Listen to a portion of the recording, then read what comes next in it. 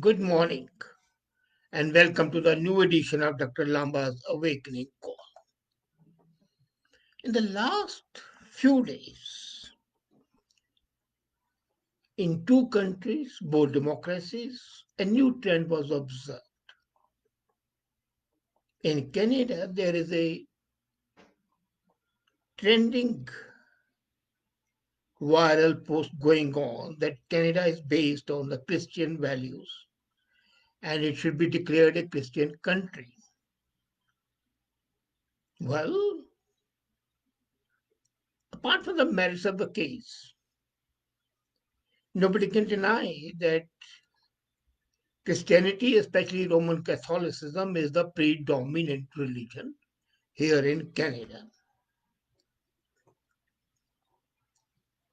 USA, in God we trust, the Christianity is potent, though it's a secular country like Canada.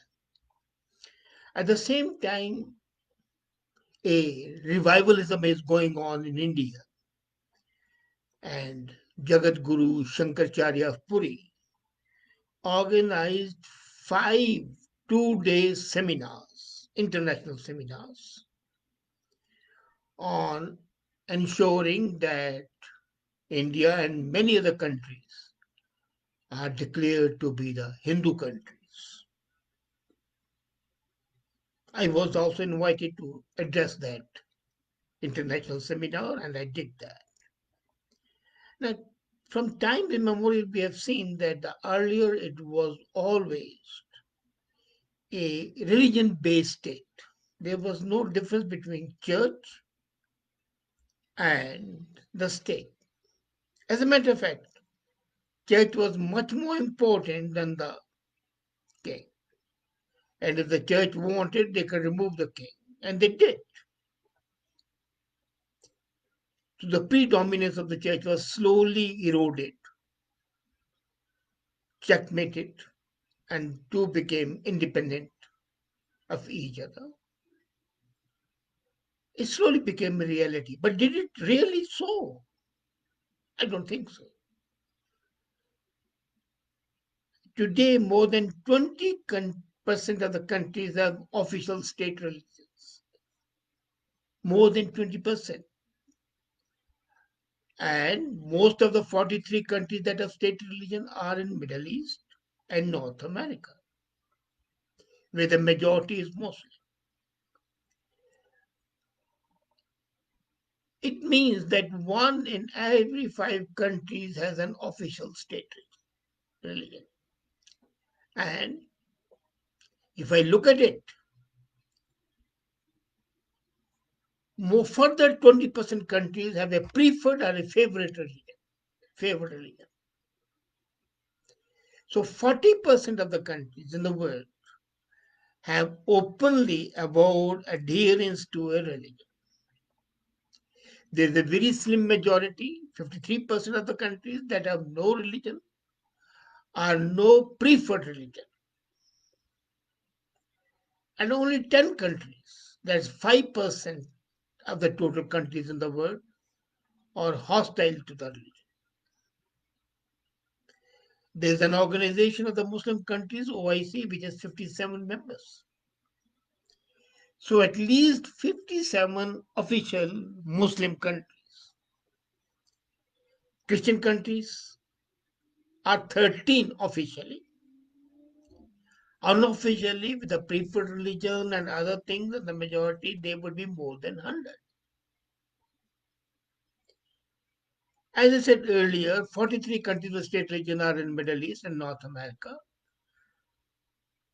and a cluster in Northern Europe. Islam is the official religion of 27 countries in Asia and Sub-Sahara. There are only two countries which have Buddhism as state religion: Bhutan, Cambodia. And one country has officially Jews as a state religion. Amazingly, the third largest population in the world, Hindus, have no country which they can claim to be their own, though they have 80%, another about 70% in India, majority in Nepal, Thailand, and especially so when at one time they had their tentacles as far as Latin America. And now, interestingly, more and more people are turning towards Hinduism in Russia, in Kazakhstan, and other places.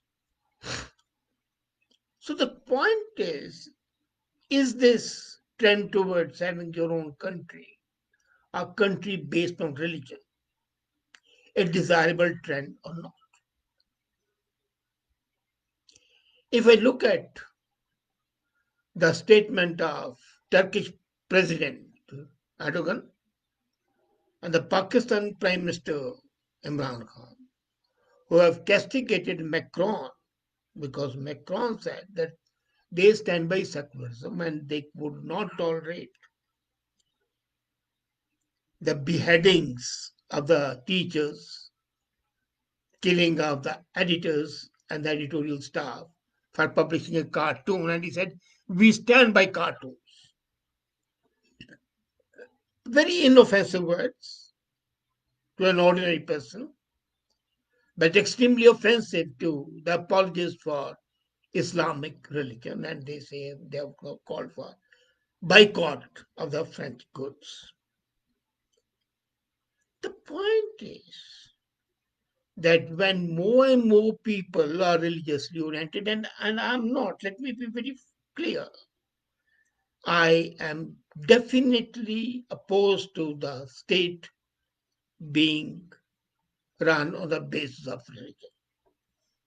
I think it to be anachronism. But if I look at the totality of the people, more than 80% of the people, including many avowed atheists and agnostics, are directly or indirectly in favor of the state religions.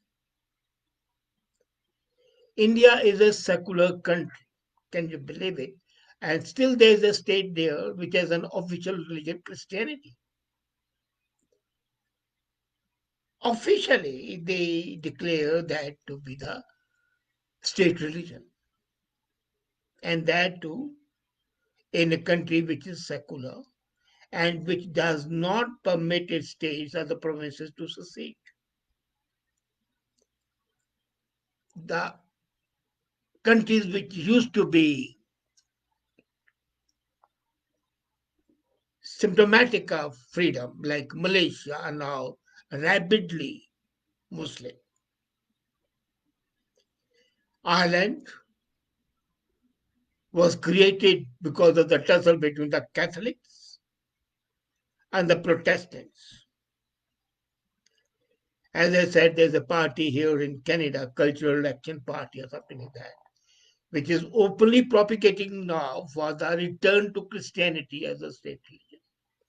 And Shankaracharya of Puri organizes that seminar, and the participants from all over the world were there, representing different countries, and there was almost a unanimous opinion that at least 5 to 6 countries should be declared to be Hindu countries, considering their adherence to Hinduism, like India, Nepal. Bhutan, of course, is officially declared itself to be a Buddhist country. Thailand is there. But then what happens to Bali and Sumatra, which are Hindu but in a Muslim majority country? And Indonesia is an officially a Muslim country. Now, the point is, should the countries be based on religion or not? Ordinarily, they should not be. But considering that we are democratic in principle and democratic in attitude, if we see that in 28 countries, Christianity is a preferred religion, And more than half of the total countries provide funds and resources for the religious education program that largely benefit the preferred religion. So, in practice, they are states based on religion. And if they are states based on religion, what is wrong in declaring them to be a state really which is religiously oriented? There's one thing we have got to see very clearly, that even the countries which officially are saying that they are anti-religion, like China, Cuba, North Korea, Vietnam, and many former socialist republics, there's a revival of religion in those countries. I do not like religion, but then the majority of the people have an inclination towards religion.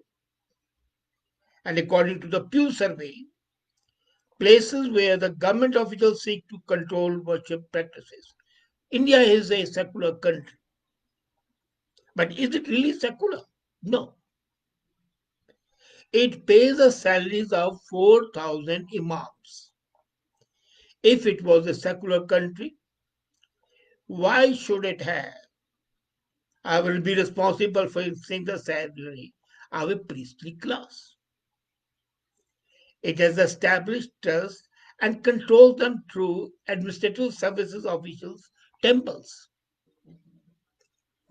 Why? And then the whole thing smacks of partial secularism. They'll control the temples, but not the church, not the gurdwaras, not the mosques. They pay the salary of the imams, but not of the pandits and the granthis, except in those temples where the trusts have been created. This sort of hidden religiosity is hypocrisy. I personally now feel that there's no harm in declaring these countries to be what they really are: Hindu countries, Christian countries. What's wrong with saying that Canada is a Christian country? Because Canada especially suffers from a flawed character. It bans saying Merry Christmas but promotes Eid Mubarak and Diwali Mubarak. They may frown at Christmas celebrations, but the leaders go and participate in the Sikh functions, events, and the Muslim events. So that sort of hypocrisy would be eliminated. And the people who are immigrating would be aware. Now, when I say that the state run religion should be there, it doesn't mean that other religions are to be banned. It is only that by and large the state recognizes that primarily the majority of that population belongs to that religion. And that's a prevailing culture. So the immigrants who come have no false hopes. Either they accept those cultural traditions or they don't come. It also does not mean that the minorities should be crushed or exploited. Now look at India. I'll again give an example, which is a prime example. There were Hindu kings and they built the mosques, they built the churches. And India has been a Hindu country, or rather an assemblage of Hindu countries, but they were not averse to accepting other religions. Punjab was officially a Khalsa Raj, and the most important minister was a Muslim, Fakhruddin. The army commanders were even French Christians, Ventura. So you can still be open minded and honest even if you are a religion based country. The labeling of a secular country to cover your deficiencies or to pose as a champion is wrong. What I want is either it should be an absolutely secular society where the